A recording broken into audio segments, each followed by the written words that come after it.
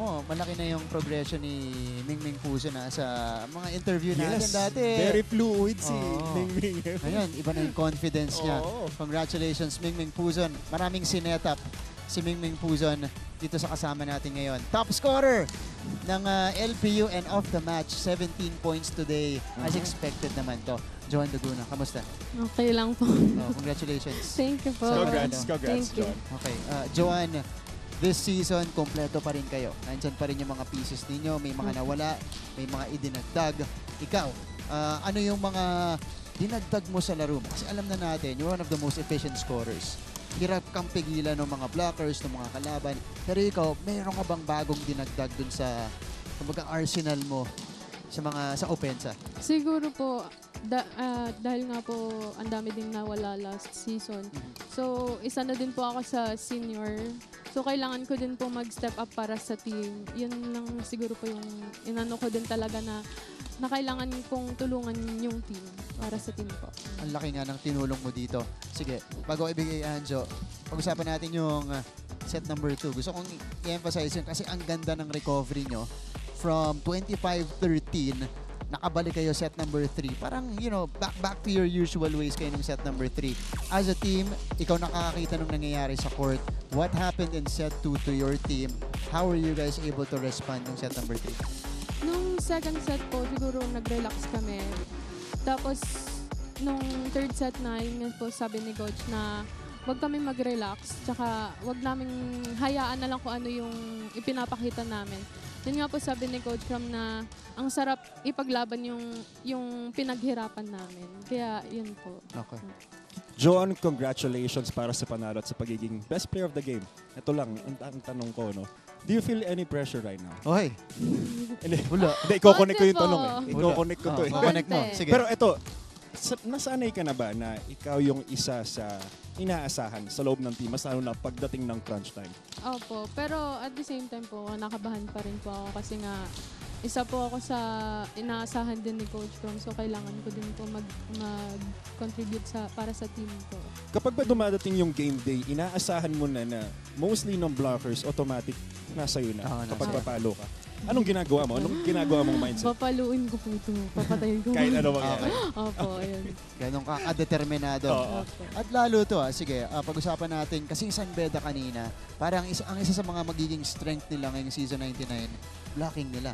Kasi Opo. matatangkad. Matatangkad. Oo, Opo. pero ma-effect sila sa'yo. Pag ikaw na yung pinupuntahan, lumulusot lang, dumadaan lang, laging puntos. Ikaw, paano mo tinignan yung challenge kanina na malalaki yung mga blockers ng San Beda?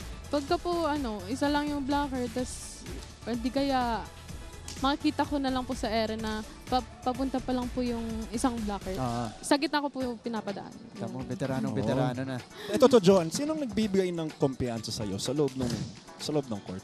Ano bang gusto mo Lahat sagot naman po dito? Hindi, sa loob lang ng court. Lahat naman po sila. Okay. Siyempre, diba? Iba yung kumpiyansa na galing sa teammates. Lahat okay, naman okay. po sila. Lahat naman. Akala ko may... Sino yung pinaka?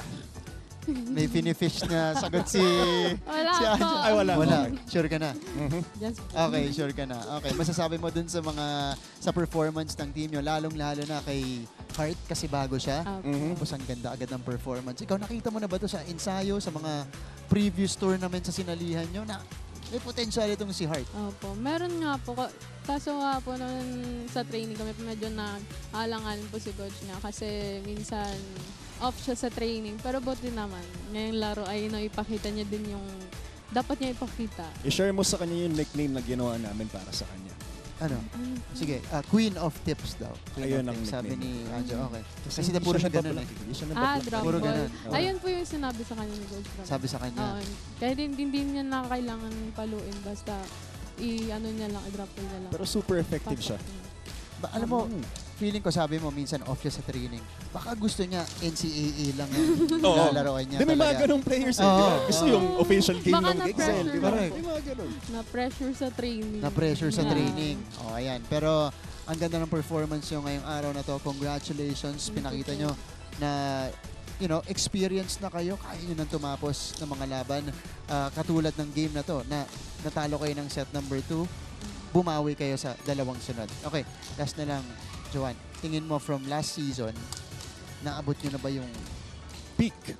peak o championship caliber level na hinahanap nyo going into season 99? Siguro po, pero yun nga po, dapat wag kaming tumigil. Kasi hindi pa natapos.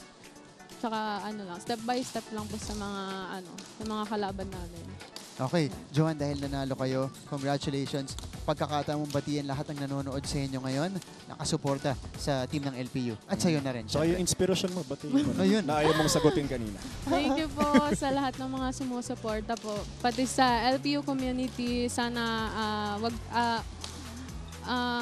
naway supportahan niyo po kami palagi at sa Duguna family po. Thank you. Ayan. Taga saan ang Duguna family? Bacolod. Hello po sa mga taga Bacolod. Ayan, watching all the way from Bacolod and nakasuporta dito kay John Duguna. Maraming salamat. 17 points today. Congrats, Congratulations. Joan. Thank you. 17 Thank you. points and the W para dito sa LPU Lady Pirates.